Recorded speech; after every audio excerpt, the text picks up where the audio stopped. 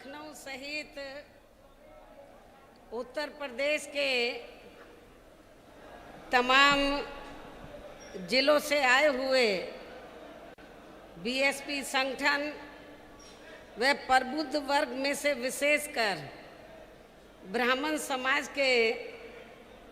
Party के सभी छोटे बड़े पदाधिकारी, कार्यकर्तागण एवं महिलाएं तथा मीडिया बंधुओं, सबसे पहले मैं बीएसपी के राष्ट्रीय महासचिव व राज्यसभा सांसद श्री सतीश चंद्र मिश्र एवं उनकी पूरी टीम का तथा साथ ही प्रबुद्ध वर्ग में से खासकर ब्राह्मण समाज के पार्टी के छोटे बड़े पदाधिकारियों का तथा पार्टी संगठन के भी सभी मुख्य सेक्टर प्रभारियों एवं जिला अध्यक्षों आदि का भी हार्दिक दिल से आभार प्रकट करती हूँ, जिन्होंने आपसी तालमेल व सूझबूझ के साथ बीजेपी व इनकी सरकार की हर चुनौती एवं हथकंडों आदि का मुकाबला करके यहाँ पहले चरण के तहत प्रबुद्ध समाज के किए गए अपने सभी जिला स्तरीय कार्यक्रमों को जबरदस्त कामयाब बनाया है। और इन कार्यक्रमों में मेरे दिशा निर्देशन में श्री एस.सी. मिश्र ने प्रबुद्ध वर्ग में से अपने ब्राह्मण समाज के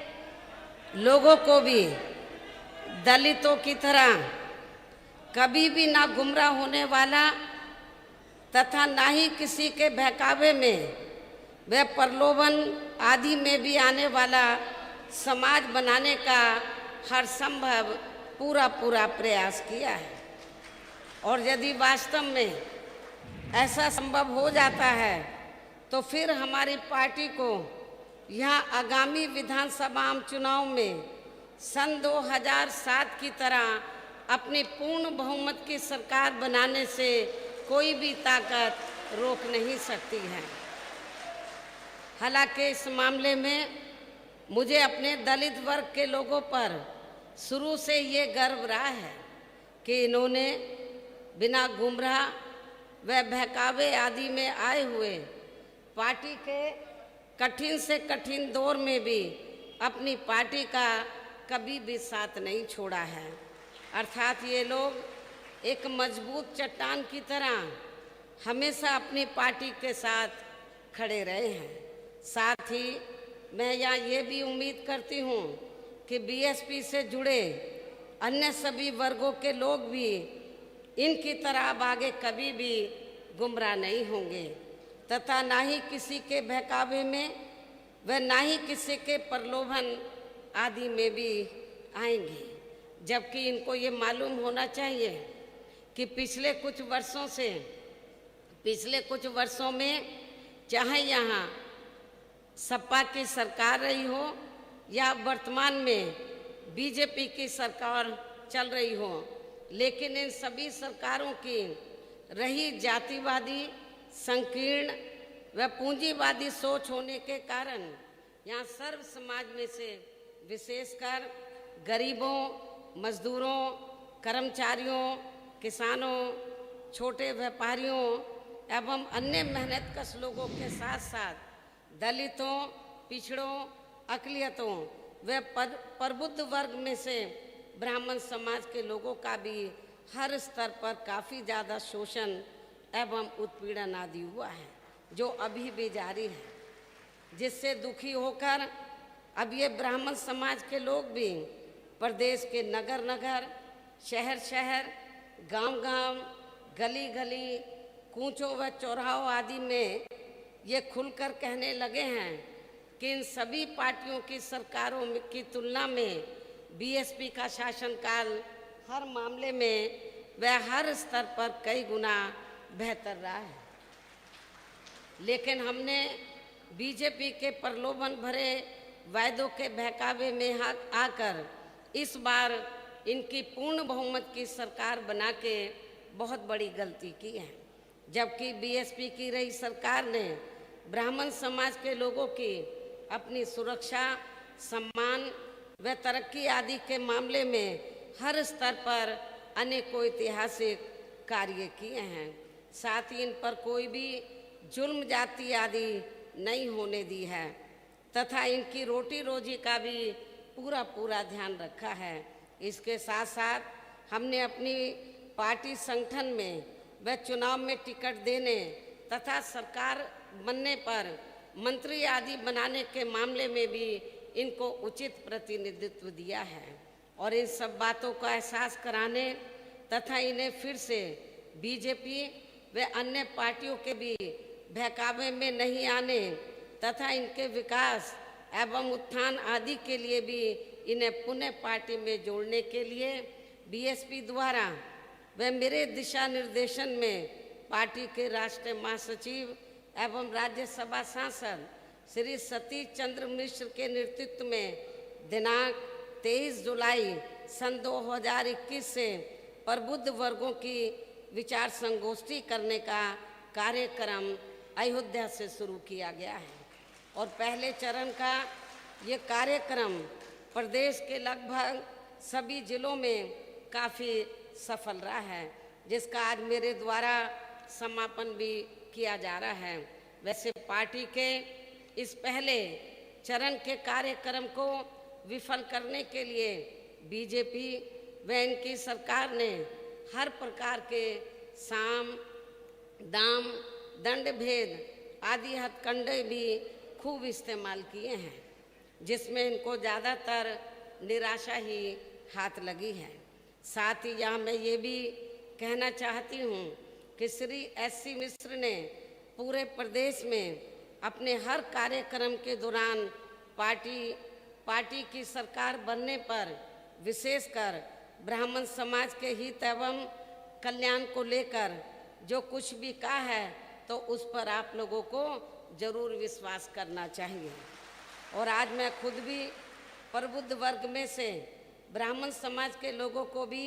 ये वायदा करती हूँ कि यूपी में इस बार बीएसपी की सरकार बनने पर अन्य सभी समाज के लोगों के साथ साथ ब्राह्मण समाज की भी सुरक्षा, सम्मान व तरक्की आदि का सन 2007 में बीएसपी की पूर्ण बहुमत की रही सरकार की तरह ही इनका पुनः पूरा ध्यान रखा जाएगा तथा इनको किसी भी मामले में निराश नहीं होने दिया जाएगा। इतना ही नहीं बल्कि इनके साथ व अन्य समाज के लोगों के साथ भी संकीर्ण मानसिकता व जातिगत एवं राजनीतिक द्वेष की भावना से जो भी गलत कार्रवाई की गई है तो फिर बीएसपी की सरकार बनने पर उन सभी मामलों की उच्च स्तरीय जांच कराई जाएगी। जांच में दोषी पाए गए अधिकारियों के विरुद्ध सख्त कार्रवाई की जाएगी तथा पीड़ितों को न्याय व उनके आर्थिक हुए नुकसान की भी भरपाई की जाएगी, जिसके लिए अब इन लोगों को भी यहाँ आगामी विधानसभा चुनाव में सन 2007 की तरह ही बीएसपी से उन्हें हर स्तर पर पूरी ईमानदारी व निष्ठा से खुलकर जुड़ना होगा। और इसके लिए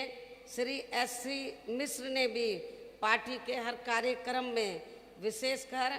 अपने ब्राह्मण समाज को बीएसपी से जोड़ने का हर संभव पूरा प्रयास किया है, जिसमें हमें काफ़ी हद तक सफलता भी मिलती दिखाई दे रही है। और अब दूसरे चरण के तहत पार्टी के मंडल व विधानसभा स्तर पर बनाए गए सभी पदाधिकारियों को शहरों व गांवों आदि में जाकर अपने ब्राह्मण समाज को युद्ध स्तर पर बीएसपी में जोड़ना है, अर्थात अब इन्हें भी हर स्तर पर पार्टी को सहयोग देकर फिर से यहाँ सन 2007 की तरह ही बीएसपी की पूर्ण बहुमत की सरकार बनाना है। इसके साथ ही अब इनको दूसरे चरण के तहत प्रत्येक विधानसभा के शहरों, कस्बों व गांवों आदि में जाकर पहले अपने विशेषकर ब्राह्मण समाज के कम से कम 1000 सक्रिय कार्यकर्ता तैयार करना है प्रत्येक विधानसभा में, तथा इन्हें बीएसपी का सदस्य भी जरूर बनाना है। साथ ही इनकी सूची भी तैयार करनी है और सबसे पहले इनको रिजर्व सीटों पर ये कार्य करना है। उसके बाद फिर इनको सामान्य सीटों में भी ये कार्य करना है, जिनका फिर बंद जगह पर श्री एससी मिश्र व ब्राह्मण समाज के अन्य वरिष्ठ पदाधिकारियों द्वारा भी कैडर कैंप लिया जाएगा, ताकि फिर वे अपने अपनी विधानसभा में विशेषकर अपने ब्राह्मण समाज को बीएसपी से सही से जोड़ सके। इसके साथ साथ पहले चरण के तहत शहरों में प्रबुद्ध वर्ग की महिलाओं को भी तैयार किया जाएगा, जिनकी जिम्मेवारी हमने श्री एससी मिश्र की पत्नी श्रीमती कल्पना मिश्रा की पूरी टीम को सौंप दिए है। इसी प्रकार पूरे प्रदेश में पहले चरण के तहत खासकर रिजर्व सीटों को तैयार कर रहे पदाधिकारियों को भी ओबीसी व मुस्लिम समाज एवं क्षत्रिय समाज के लोगों को भी पूरे जी जान से उन्हें जोड़ने में लग जाना है, क्योंकि अब चुनाव का समय बहुत कम रह गया है। और अब मैं इस मौके पर मीडिया बंधुओं को भी अपनी पार्टी के संबंध में ये भी कहना जरूरी समझती हूँ कि बीएसपी सर्वजन हिताय व सर्वजन सुखाय की सोच व सिद्धांतों पर चलने वाली देश की अकेली एक ऐसी प्रदेश में हमने अपनी 4 बार रही सरकार भी 4 बार बनी सरकार भी चला कर दिखाई है। और इस दौरान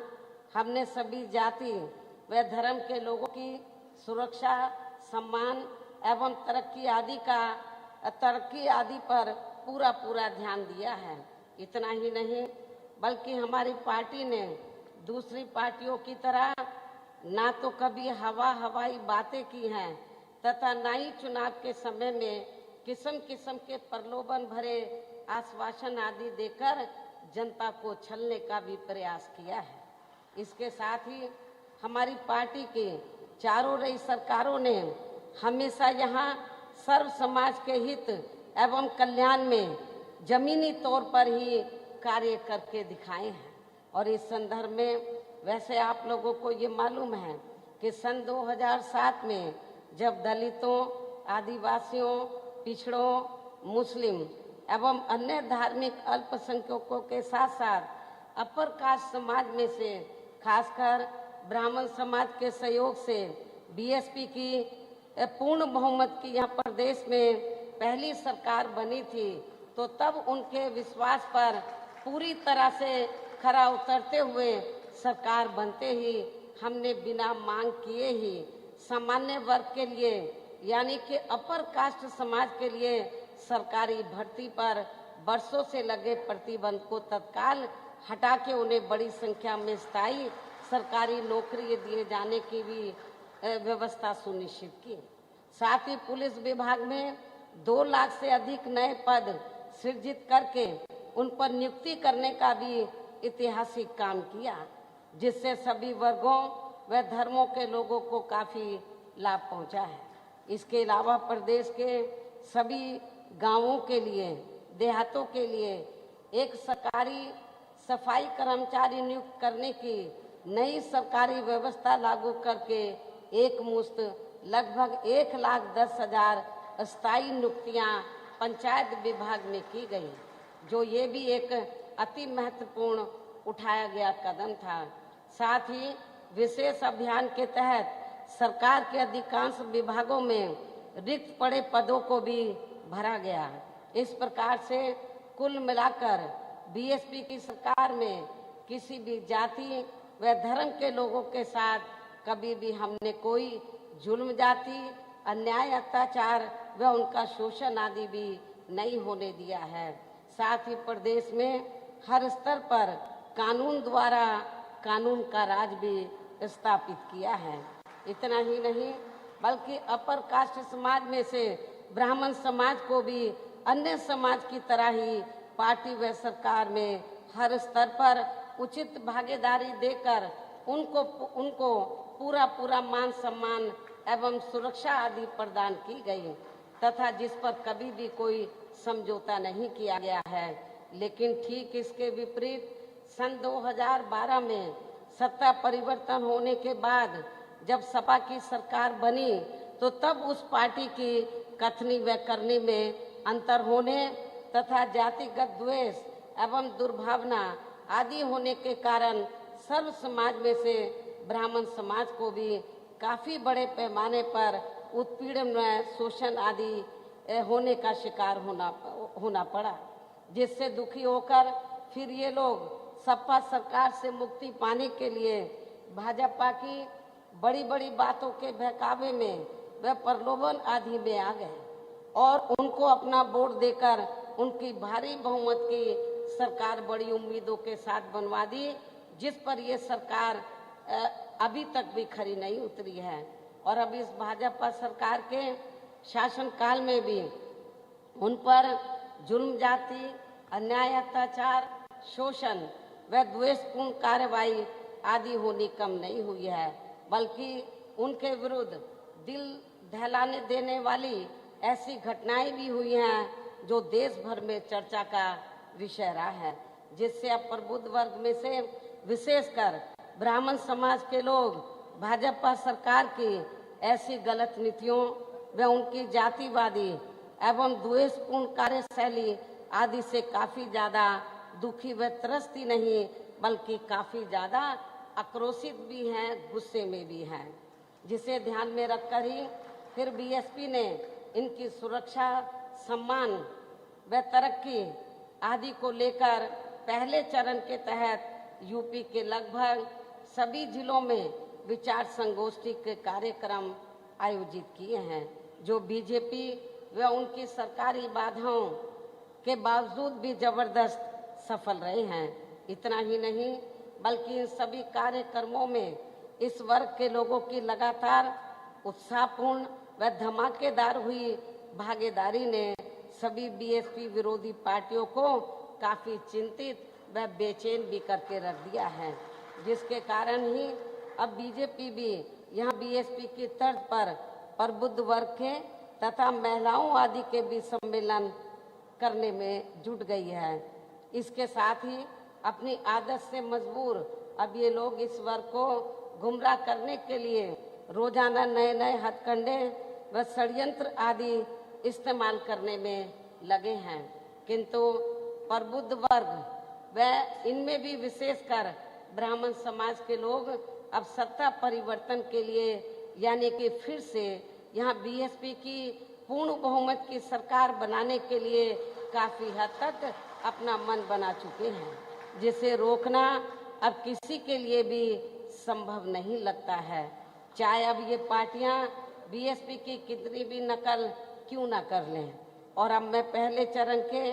इस कार्यक्रम के समापन पर तथा दूसरे चरण के कार्यक्रम की भी शुरुआत करने के मौके पर मीडिया के जरिए प्रदेश के सभी वर्गों व धर्मों के लोगों से यही अपील करती हूँ कि वे अपने परिवार के हित एवं कल्याण के लिए तथा उनके जान माल व ईमान की सुरक्षा एवं मान सम्मान आदि के साथ साथ बेहतर भविष्य के लिए भी दलित समाज की तरह वे उनसे प्रेरणा लेकर पूरे तन मन धन से बीएसपी से जरूर जुड़ें। जो ये दलित समाज मान्यवर श्री कांशीराम जी को अपना खास आदर्श मानकर विरोधी पार्टियों के किसी भी प्रलोभन व बहकावे आदि में कभी भी भटके बिना तथा उनके सभी साम दाम दंड भेद आदि हथकंडों का भी काफी डटकर सामना करते हुए परम पूज्य बाबा साहब डॉक्टर भीमराव अंबेडकर की एकमात्र अनुयायी पार्टी व उनके मजबूत नेतृत्व के साथ हमेशा एक चट्टान की तरह खड़े रहे हैं, जो ये हमारी पार्टी के लिए काफी गर्व की भी बात है। इसके साथ ही अब मेरा अपर कास्ट समाज में से विशेषकर ब्राह्मण समाज के लोगों से भी ये वायदा है कि प्रदेश में कि प्रदेश में बीएसपी की सरकार बनने पर यहाँ दलितों, आदिवासियों, पिछड़ों, मुस्लिम व अन्य अकलियतों आदि की तरह इनके भी हित व कल्याण, मान सम्मान, ईमान, सुरक्षा एवं रोटी रोजी आदि का भी पूरा ध्यान जरूर रखा जाएगा। इसके अलावा आज इस मौके पर यहाँ मैं किसानों के संबंध में भी मीडिया को ये भी अवगत कराना चाहती हूँ कि बीएसपी ने चुनाव के पहले वोट लेने के लिए बीजेपी ने, मैं इसके अलावा यहाँ मैं इस मौके पर किसानों के संबंध में मीडिया बंधुओं को ये भी अवगत कराना चाहती हूँ कि भारतीय जनता पार्टी ने चुनाव के पहले वोट लेने के लिए किसानों की आमदनी 2 गुना करने का वायदा किया था। वह तो नहीं किया, बल्कि उनके ऊपर 3 काले कानून लादकर उन्हें उनकी जमीन से भी वंचित करने का काम किया है। आज लगभग 1 वर्ष से पूरे देश का किसान आंदोलित है। बहुजन समाज पार्टी भी संसद से लेकर बाहर भी उनके इस आंदोलन के साथ खड़ी है और इस आंदोलन के दौरान करीब 500 से ज़्यादा किसानों की मृत्यु हो गई है, परंतु सरकार को कोई फर्क नहीं पड़ रहा है। बल्कि अभी हाल ही में हरियाणा सरकार द्वारा ये आदेश दिया गया कि इन आंदोलनकारियों के सर लाठी से फोड़ दो, जिसके बाद वहाँ के डीएम ने किसानों के सर पर लाठियां बरसाई, जिससे एक किसान की मृत्यु भी हो गई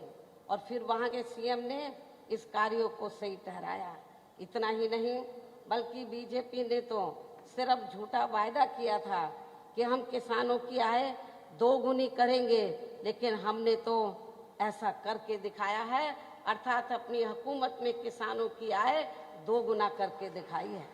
और इस मामले में किसानों को ये मालूम है, उत्तर प्रदेश के किसानों को ये मालूम है कि सन 2007 में किसानों को गन्ने का मूल्य सिर्फ 125 रुपये प्रति क्विंटल मिलता था। मेरी गवर्नमेंट बनने से पहले हमने उसे हर साल बढ़ाया। जब मेरी गवर्नमेंट बनी तो हमने उसे हर साल बढ़ाया और जब हमने सरकार छोड़ी थी तो तब उसका मूल्य 2 गुना हो चुका था, अर्थात हमने उसे 250 रुपये प्रति क्विंटल कर दिया था। परंतु ठीक इसके विपरीत सन 2012 से सन 2017 के दौरान जबकि सपा की सरकार थी तो पूरे 5 वर्ष के कार्यकाल में केवल 1 बार मामूली सी बढ़ोतरी की गई थी। और जहां तक भारतीय जनता पार्टी का सवाल है तो उसने तो सन 2017 से 2021 के बीच में, यानी कि अपने लगभग पूरे 5 साल में 1 भी रुपया नहीं बढ़ाया है, जबकि झूठे वायदे करके इस पार्टी ने किसानों का वोट लेते वक्त ये कहा था कि हम किसानों की आमदनी 2 गुना बढ़ा देंगे। इसके साथ ही आज मैं फिर से किसानों को ये भी विश्वास दिलाना चाहती हूँ कि यूपी में बीएसपी की सरकार बनने पर किसानों को उनकी उपज का वाजिब दाम दिया जाएगा। साथ ही केंद्र सरकार द्वारा किसानों पर जबरन थोपे गए 3 कृषि कानूनों को यहाँ कतई भी लागू नहीं होने दिया जाएगा। इसके साथ ही मैंने दिनांक 30 जुलाई 2021 को वित्त विहीन प्रबंधक एवं शिक्षक महासभा उत्तर प्रदेश के प्रतिनिधि मंडल से मिलने पर वे उनकी सभी मांगों को सुनने के बाद तथा उनकी सभी समस्याओं को गंभीरता से लेते हुए हमने इस मामले में ये भी तय किया है कि सन 2022 में बीएसपी की सरकार बनने पर तुरंत एक आयोग गठित किया जाएगा और इस आयोग के माध्यम से अतिशीघ्र रिपोर्ट लेकर इनकी सभी जायज मांगों का स्थायी हल निकाला जाएगा। और खास तौर से जो पात्र शिक्षक एवं कर्मचारी इन स्कूलों में कार्यरत हैं तो उन्हें सम्मानजनक मानदेय देने की भी व्यवस्था की जाएगी तथा इनकी सेवा नियमावली भी बनाई जाएगी। इसके अलावा मुझे संस्कृत विद्यालयों के संबंध में भी ये मालूम हुआ है कि उत्तर प्रदेश में जो सरकारी संस्कृत विद्यालय हैं उनको भारतीय जनता पार्टी की सरकार द्वारा सरकारी धनराशि उपलब्ध नहीं कराई गई है, जिस कारण अब लगभग 50% संस्कृत विद्यालय बंद हो गए हैं तथा बाकी विद्यालय भी बंदी के कगार पर हैं। लेकिन बहुजन समाज पार्टी की सरकार बनने पर फिर इन सभी संस्कृत विद्यालयों को सरकारी धनराशि उपलब्ध कराई जाएगी और उन्हें पुनः संचालित किया जाएगा तथा अध्यापकों व अन्य स्टाफ के खाली पड़े सभी पदों को भी यथाशीघ्र भरा जाएगा। मुझे कल मीडिया के जरिए ये भी मालूम हुआ है कि आरएसएस प्रमुख श्री मोहन भागवत ने कहा है कि हिंदुओं व मुसलमानों के पूर्वज एक ही हैं, लेकिन इस बारे में मैं उनसे ये पूछना चाहती हूँ कि यदि हिंदुओं व मुसलमानों के पूर्वज एक ही हैं तो फिर आरएसएस व इनकी बीजेपी यहाँ हर स्तर पर मुसलमानों के साथ सोतेला रवैया क्यों अपना रही है, ये भी सोचने की बात है। इसके साथ ही मुसलमानों का वोट फिर इनको अपनी सरकार में, इसके साथ ही मुसलमानों का वोट फिर इनको अपनी सरकार में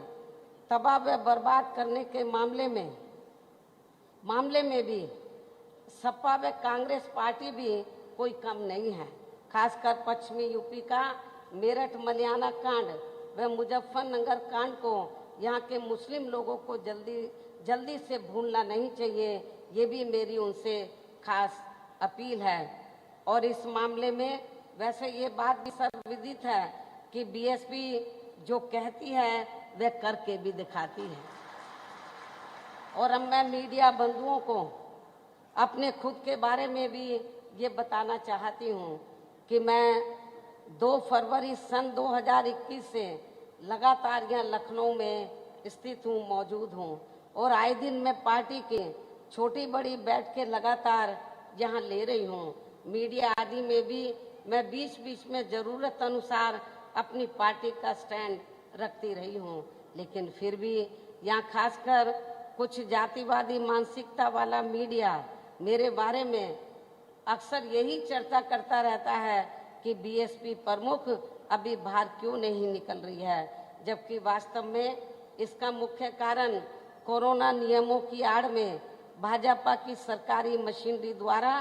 अपनी पार्टी के लोगों पर जानबूझकर षड्यंत्र के तहत की जाने वाली उनकी जबरदस्ती की कार्रवाई से उन्हें बचाना है। जैसा कि पार्टी के किए गए प्रबुद्ध वर्ग के कार्यक्रमों में हमें ऐसा काफी कुछ होते हुए देखने के लिए मिला है। इतना ही नहीं बल्कि पार्टी से जुड़े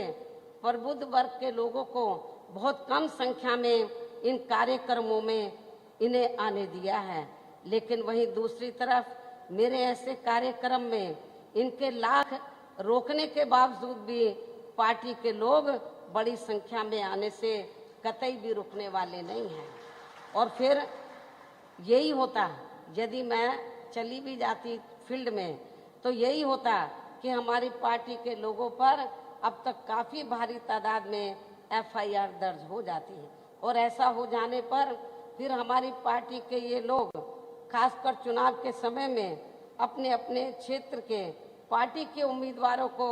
चुनाव जिताने की बजाय बल्कि वे ज्यादातर कोर्ट कचहरी व थानों आदि में ही अपना समय बर्बाद करते रहते हैं, जिसे खास ध्यान में रखकर ही फिर मजबूरी में मुझे अपनी पार्टी की चुनावी तैयारी अपने लखनऊ पार्टी प्रदेश कार्यालय से तथा फिर अपने निवास स्थान पर बने पार्टी के केंद्रीय कैंप कार्यालय से ही करनी पड़ रही है। और इसलिए ही आज प्रबुद्ध वर्ग का समापन कार्यक्रम भी हमें मजबूरी में पार्टी के प्रदेश कार्यालय में रखना पड़ा है। हालांकि हमारी ये दिली तमन्ना थी कि पहले चरण का ये जो कार्यक्रम है, समापन कार्यक्रम, तो ये रमाबाई अंबेडकर मैदान में किया जाता, हमारी ये दिली तमन्ना थी। लेकिन मुझे जब ये जानकारी मिली कि काफी जगह इन्होंने संख्या निर्धारण के प्रोग्राम हो रहे थे श्री एस.सी. मिश्र जी के, तो कुछ जगह इन्होंने जानबूझकर तो ये संख्या निर्धारित कर दी थी कि 50 से ज़्यादा लोग प्रोग्राम में नहीं आएंगे। अब यदि हम लोग रमाबाई अंबेडकर मैदान में परमिशन भी ले लेते हैं और उस पर ये कह देते कि 100 से ज़्यादा लोग नहीं आएंगे, तो रमाबाई अंबेडकर मैदान में जो स्टेज बनी हुई है इतने लोग तो उसी पे ही आ जाते। फिर बाद में लिखते मीडिया के जरिए, बाद में उसको पब्लिश करवाते कि जो प्रबुद्ध वर्ग का जो समापन प्रोग्राम है वो बुरी तरीके से विफल हो गया है, फेल हो गया है। फिर ये भी प्रचार करते। इनके इन सब हथकंडों को ध्यान में रखकर ही फिर हमने आज प्रबुद्ध वर्ग का समापन कार्यक्रम भी हमें मजबूरी में पार्टी के प्रदेश कार्यालय में रखना पड़ा है। लेकिन चुनाव घोषित होने पर फिर ये सरकार पार्टी के प्रोग्राम में हमारे लोगों के आने की संख्या पर जल्दी से रोक नहीं लगा सकती है, क्योंकि ऐसा किए जाने पर फिर सभी विपक्षी पार्टियां चुनाव आयोग में जाकर इसकी शिकायत कर सकती हैं, अर्थात फिर ये लोग भीड़ को आसानी से रोक नहीं सकते हैं। इस प्रकार इन सब बातों को ध्यान में रखकर हमें चुनाव घोषित होने से पहले अब बहुत ही संभल कर चलना होगा। इसके साथ ही अब मैं आप लोगों को ये भी बताना चाहती हूँ, पार्टी के सभी लोगों को ये भी बताना चाहती हूँ कि अगले महीने 9 अक्टूबर को बीएसपी के जन्मदाता एवं संस्थापक मान्यवर श्री कांशीराम जी की पुण्यतिथि है। और आप लोगों को ये भी मालूम है कि हमारी पार्टी की रही सरकार ने इनके आदर सम्मान में व इनके नाम पर जहां प्रदेश की राजधानी लखनऊ में बड़ा भारी स्मारक स्थल भी बनाया है। और पिछले कई वर्षों से इस मौके पर आप लोग यहां लखनऊ आकर इनको अपने श्रद्धा सुमन अर्पित नहीं कर पा रहे हैं, बल्कि इसके स्थान पर आप लोग लखनऊ मंडल को छोड़कर बाकी मंडलों में मंडल स्तर पर विचार संगोष्ठी के जरिए इनको अपने श्रद्धा सुमन अर्पित कर रहे हैं। लेकिन आप लोगों के विशेष आग्रह पर इस बार आप लोग पूरे प्रदेश से यहाँ लखनऊ आकर मान्यवर श्री कांशीराम जी को अपने श्रद्धा सुमन अर्पित करेंगे। अर्थात इस बार आप लोग मंडल स्तर पर कोई भी प्रोग्राम नहीं करेंगे, बल्कि पूरे प्रदेश से बड़ी संख्या में आकर आप लोग इनको लखनऊ में जहां मान्यवर श्री कांशीराम जी का स्मारक स्थल बना है वहां आकर उनको अपने श्रद्धा सुमन अर्पित करेंगे। और आप लोगों के साथ साथ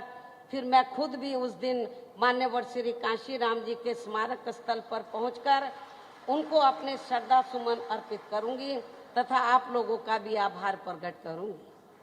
कहने का तात्पर्य यह है कि इस बार आप लोग पूर्व की तरह अपने अपने मंडल में इनकी पुण्यतिथि का कार्यक्रम नहीं रखेंगे, बल्कि आप लोग प्रातः 8 बजे से ही लखनऊ के स्मारक स्थल पर पहुंचकर इनको अपने श्रद्धा सुमन अर्पित करेंगे। साथ ही आप लोग जहां अपने आने के दौरान जब आप लोग 9 अक्टूबर को स्मारक स्थल पर पहुंचेंगे तो इसके साथ ही आप लोग जहां अपने आने के दौरान अपने खाने का भी खुद ही प्रबंध करके लाएंगे। इसके बाद अर्थात श्रद्धा सुमन अर्पित करने के बाद फिर आप लोग अनुशासित तरीके से अपने अपने क्षेत्रों में वापिस चले जाएंगे। पार्टी के जिम्मेवार लोग इसके लिए इनकी पूरी मदद भी करेंगे। लेकिन लखनऊ में आते व वापिस जाते समय भी पार्टी के लोगों को कोरोना नियमों का भी पालन करना बहुत जरूरी है। वैसे भी अब कुछ नहीं कहा जा सकता कि पूरी दुनिया में वे अपने भारत देश में भी कब और नई बीमारी आ जाए, लेकिन कुदरत से तो हम यही प्रार्थना करते हैं कि अब कोरोना की तरह आगे कोई भी बीमारी, कोई भी नई बीमारी अपने भारत देश में या दुनिया में ना आए। हालांकि अब तो वैसे भी किसी का कोई भरोसा नहीं कि अब कौन स्वस्थ व्यक्ति भी अचानक दुनिया से चला जाए। जैसा कि अभी हाल ही में एक युवा व स्वास्थ्य के मामले में एकदम स्वस्थ फिल्म कलाकार का अचानक मौत के मुंह में चले जाना हमें देखने को मिला है। ऐसे हालातों में अब हमें कोरोना जैसी महामारी से बचने के लिए सरकारी नियमों का पालन करना बहुत जरूरी है। इसलिए 9 अक्टूबर को लखनऊ में पार्टी के लोग मास्क लगा कर ही आएंगे। जब आप लोग इधर लखनऊ आएंगे 9 अक्टूबर को, तो कोई भी बिना मास्क लगाए हुए लखनऊ में स्मारक स्थल पर नहीं पहुंचेगा। आप लोग सब अपना मास्क लगाकर जरूर आएंगे। और इस संदर्भ में और भी जरूरी दिशा निर्देश देने के लिए मैंने प्रदेश के सभी मंडलों के पार्टी संगठन के केवल मुख्य सेक्टर प्रभारियों की, जो पूरे मंडल को देख रहे हैं, जिलों को नहीं, जो पूरे मंडल को देख रहे हैं उनकी, तथा सभी 75 जिला अध्यक्षों की भी कल प्रातः 11 बजे से यहाँ प्रदेश कार्यालय में अति जरूरी बैठक भी बुलाई है, जिसको मैं खुद ही लेने वाली हूँ। और अब मैं पहले चरण के तहत प्रदेश के लगभग सभी जिलों में प्रबुद्ध वर्ग के किए गए कार्यक्रमों का जो जबरदस्त सफल रहे हैं, इसके पहले चरण का समापन करते हुए अपनी बात को यहीं विराम देती हूँ। लेकिन इसके साथ ही मैं आप लोगों को फिर से ये विश्वास दिलाना चाहती हूँ कि उत्तर प्रदेश में इस बार जब बीएसपी की सरकार पूर्ण बहुमत की बनेगी सन 2007 की तरह, तो मैं आपको विश्वास दिलाना चाहती हूँ कि जिस प्रकार सन 2007 में बीएसपी की पूर्ण बहुमत की सरकार बनी और हमने अपने पूरे कार्यकाल में सर्वजन हिताय अपनी सरकार की हर नीति सर्वजन हिताय सर्वजन सुखाय के आधार पर बनाकर जो सर्व समाज के हितों का हर स्तर पर हर मामले में पूरा ध्यान रखा है, तो मैं आपको ये वायदा करती हूँ, विश्वास दिलाना चाहती हूँ कि आप लोगों को जब आपकी ये सरकार फिर से बन जाएगी, तो आप लोगों को सन 2007 के दौरान जैसे हमारी सरकार बनी, जिस प्रकार से हमने आप लोगों के हितों का, अकेले दलितों का नहीं, पिछड़ों का नहीं, अकलियतों का नहीं, बल्कि अपर कास्ट समाज के लोगों का भी, और अपर कास्ट समाज में से खासकर ब्राह्मण समाज के लोगों का भी, क्योंकि उस चुनाव में इनका बढ़ चढ़कर योगदान रहा है। तो हमने सर्व समाज के हितों का हर स्तर पर हर मामले में पूरा ध्यान रखा है और उत्तर प्रदेश को बेहतरीन कानून व्यवस्था दी है। अभी हमारी महिलाएं इधर आई हुई हैं बड़ी तादाद में, लेकिन वर्तमान सरकार में और पिछली सपा सरकार में भी आप लोगों को देखने के लिए मिला है कि हमारी महिलाएं दिन छिपे के बाद वो अकेले अपने घर से आज भी वो नहीं निकल सकती है। चाहे वो बीजेपी के लोग जो वर्तमान गवर्नमेंट है, मुझे चाहे वो कितना भी नाटकबाजी क्यों ना कर लें, क्योंकि मुझे ये मैंने एक चैनल देख रही थी, हिंदी चैनल, तो उसमें बीजेपी वाले एक भाभी जी को लेकर घूम रहे थे, तो वो औरतों में जाकर, महिलाओं में जाकर पूछ रही है कि ये वर्तमान भाजपा सरकार ने महिलाओं के लिए क्या किया। वो प्रायोजित तरीके से वो महिलाएं चयनित कर लेती है, उनसे फिर वो अपने पक्ष में सरकार वो हवा बनाती है। तो ये भी आप लोग देख रहे हैं,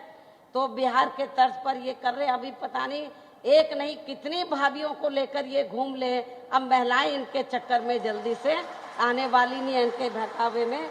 जल्दी से आने वाली नहीं है। और इसके साथ ही मैं मीडिया बंधुओं को और आप सभी लोगों को ये विश्वास दिलाना चाहती हूँ कि मेरी पूर्व की रही चारों सरकारों में खास तौर से दलित, आदिवासी एवं अन्य पिछड़े वर्ग में जो समय समय पर संत गुरु और महापुरुष हुए, जिन्होंने इस देश में सामाजिक परिवर्तन के लिए अपनी जिंदगी पूरी जिंदगी समर्पित की, अब वो हमारे बीच में नहीं रहे हैं। वो हमारे संत गुरु और महापुरुष किसी जाति और धर्म के खिलाफ नहीं थे। वो हमारे संत गुरु और महापुरुष इस देश में जो गैर बराबरी वाली सामाजिक व्यवस्था बनी है, उसको बदलकर वो समता मूलक समाज व्यवस्था बनाना चाहते थे। आज उन्हीं के ही बताए हुए रास्तों पर चलकर बहुजन समाज पार्टी इस कार्य में लगी हुई है। पूरे देश में हम लोग समता मूलक समाज बनाने का प्रयास कर रहे हैं और इसीलिए हमारी पार्टी कोई एक जाति विशेष की नहीं है, एक धर्म विशेष की नहीं है, बल्कि सर्व समाज की पार्टी है। ये सर्व समाज की पार्टी है। तो इसलिए मैं आप लोगों को ये बताना चाहती हूँ कि जिन्होंने ऐसे जो संत गुरु और महापुरुष हुए, जिन्होंने इस देश में समता मूलक समाज व्यवस्था बनाने की कोशिश की, तो मेरी 4 रही सरकारों में मैंने अपनी चारों बार की रही सरकारों में उनके आदर सम्मान में, तो दिल्ली के नज़दीक नोएडा में और उत्तर प्रदेश की राजधानी लखनऊ में तो जो जरूरी थे वो हमने स्मारक, संग्रहालय, पार्क व मूर्तियां आदि स्थापित की। ये आप लोगों को मालूम है। और जो हमें काम करना था हमने अपनी पिछली 4 रही सरकारों में पूरा कर दिया, उनके मान और सम्मान में। अब हमें कोई नया, फिर से हमें कोई नया स्मारक या पार्क या उनकी मूर्तियां आदि फिर से लगाने की जरूरत नहीं पड़ेगी। जितना मुझे काम करना था मैंने थोक के भाव कर दिया, कई गुना ज्यादा आदर सम्मान देकर उनको कर दिया। अब तो जब आगे सरकार बनेगी केवल उनके रख रखाव का ध्यान रखा जाएगा। कहने का तात्पर्य यह है कि अब आगे 5वीं बार जब बीएसपी के नेतृत्व में सरकार बनेगी तो मेरी पूरी ताकत अब ये स्मारक, संग्रहालय, मूर्ति या पार्क आदि बनाने पर नहीं लगेगी, बल्कि मेरी पूरी ताकत उत्तर प्रदेश की जो तस्वीर है उसको बदलने में लगेगी। तो पूरा देश ये कहे, पूरा दुनिया ये कहे कि शासन हो तो बीएसपी की तरह शासन होना चाहिए। बच्चा बच्चा ये कहे कि बहुजन समाज पार्टी की मुखिया ने तो उत्तर प्रदेश की तस्वीर बदल दिया है, तो मेरी पूरी ताकत उत्तर प्रदेश की तस्वीर बदलने में लगेगी। लेकिन यहाँ मैं सभी धर्मों के लोगों को ये भी विश्वास दिलाना चाहती हूँ, यदि कुछ धर्म के लोग ये चाहते हैं कि उनके भी संतों गुरुओं को आदर सम्मान मिले, तो उनको भी मैं विश्वास दिलाना चाहती हूँ। दलित, पिछड़े वर्ग और आदिवासी समाज में जो संत गुरु महापुरुष हुए हैं उनको तो मैंने आदर सम्मान देकर अपना काम पूरा कर दिया है। लेकिन इसके अलावा अन्य वर्गों में से जो लोग ये चाहते हैं कि हमारे संतों, गुरु और महापुरुषों का भी आदर सम्मान किया जाए, तो उनकी धार्मिक भावनाओं का खास तौर से हम लोग सम्मान करते हुए उनको भी पूरा आदर सम्मान दिया जाए। ये भी मैं उनको विश्वास दिलाना चाहती हूँ। अब मैं अंत में आप लोगों का और ज्यादा समय न लेते हुए खास तौर से जो हमारे संत गुरु और महापुरुष हुए हैं, जिन्होंने अपनी पूरी जिंदगी इस देश में जो गैर बराबरी वाली सामाजिक व्यवस्था को बदलकर समता मूलक समाज व्यवस्था बनाने के लिए उन्होंने लगा दी, अब वो हमारे बीच में नहीं रहे हैं। उनको मैं नमन करते हुए अब आप लोगों से रजा लेती हूँ। जय भीम, जय भारत।